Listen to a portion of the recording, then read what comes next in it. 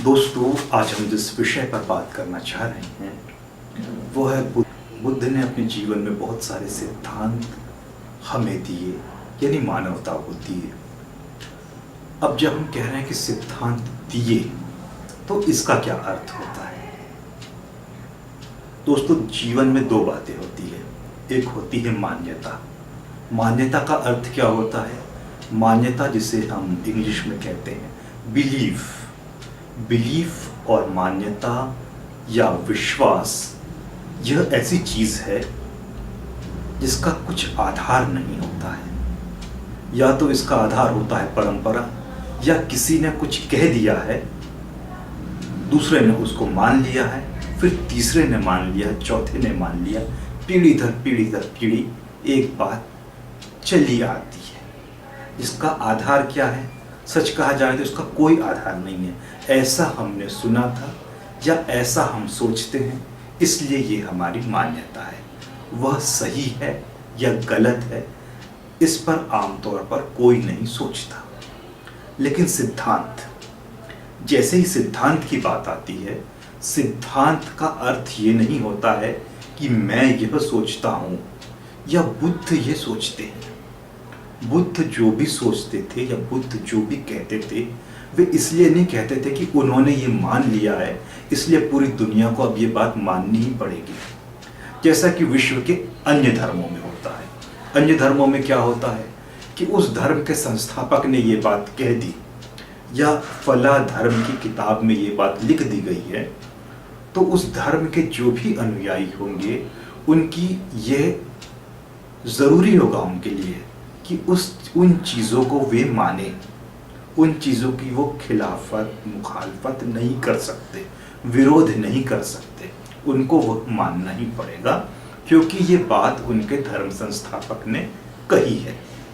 लेकिन जब सिद्धांत की बात आती है तो सिद्धांत का अर्थ ये नहीं होता है कि ये किसी धर्म संस्थापक ने या किसी महापुरुष ने कह दिया है इसलिए हर किसी को मानना ही पड़ेगा, क्योंकि हम उसकी श्रद्धा करते हैं, उसके प्रति आस्था रखते हैं। बल्कि सिद्धांत का अर्थ यह होता है कि जीवन की यह सच्चाई है, ये सच्चाई जो है ये सभी के लिए है।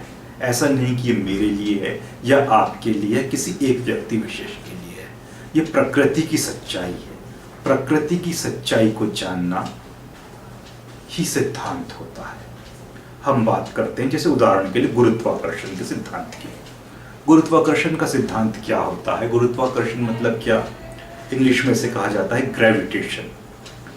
ग्रेविटेशन क्या होता है? ग्रेविटेशन का अर्थ सीधा सा ये है कि जैसे पृथ्वी का ग्रेविटेशन की अगर हम बात करें, पृथ्वी के गुरुत्वाकर्षण की, तो हर चीज पृथ्वी अपनी ओर खींचती है, क्योंकि उसके अंदर एक अपार चुंबकीय शक्ति है। ये आज हम सभी जानते हैं, इसीलिए हम लोग उड़ नहीं सकते, क्योंकि गुरुत्वाकर्षण जो है वो हमें पृथ्वी को छोड़ने नहीं देता है। हम इस पर जो चल रहे हैं, बैठ रहे हैं, सो रहे हैं, ये गुरुत्वाकर्षण का ही परिणाम है। ये सिद्धांत हमें कैसे पता चला? ये सिद्धांत हमें ऐसे पता चला कि एक बार एक बच्चा पेड़ के नीचे बैठा हुआ था, सेब का पेड़ था। अचानक से सेब टूट के जमीन पे गिर गया। जैसे ही जमीन पे गिरा, उस बच्चे ने ये सोचा कि ये सेब जमीन पे क्यों गिरा, ये आसमान में क्यों नहीं उड़ गया, ये बीच में लटका क्यों नहीं रह गया। ऐसा नहीं कि जब उस बच्चे ने ये सोचा उसके पहले तक सेब आसमान पे उड़ जाया करते थे, जमीन पे नहीं गिरते थे। वो सब जमीन पे गिरते रहे होंगे, गिरते थे। और ऐसा भी हुआ होगा दोस्तों कि कभी कोई नारियल के पेड़ के नीचे बैठा होगा और अचानक से नारियल उसके सिर पे गिर गया होगा। लेकिन अंतर सिर्फ इस बात का है कि इस बच्चे ने, जिसका नाम था न्यूटन, इसने ये जाना कि ये जो गिरा है इसका कारण क्या है, ये खोजा। और जैसे ही कारण को खोज लिया, गुरुत्वाकर्षण का नियम हमारे सामने आ गया। यानी प्रकृति की जो सच्चाई थी उसको पहले जानना और फिर वह सबको बताना, और वह अगर सच है, सब जान गए, जाने या न जाने, अगर वह सच है तो वह सिद्धांत हो गया। यह बिलीफ नहीं है, यह विश्वास नहीं है, यह धारणा नहीं है।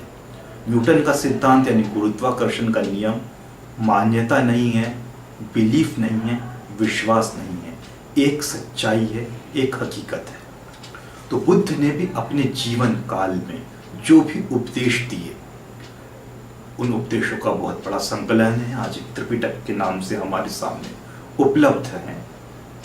आम तौर पर लोग उसको कई बार बौद्ध लोग भी एक श्रद्धा भाव, धार्मिक भाव, आस्था के रूप में उन्हें देखने लगते हैं, जो कि अच्छी बात है, कोई बुराई नहीं है, लेकिन वे मिथ्या विश्वास या मान्यता नहीं है, ये बात समझना बहुत जरूरी है। बुद्ध ने जो भी कहा है वो बुद्ध के मन में आया इसलिए बुद्ध ने कह दिया, ऐसा नहीं है, बल्कि जो सच है वो बुद्ध ने कहा है। बुद्ध कह रहे हैं इसलिए सच नहीं है, सच है इसलिए बुद्ध कह रहे हैं।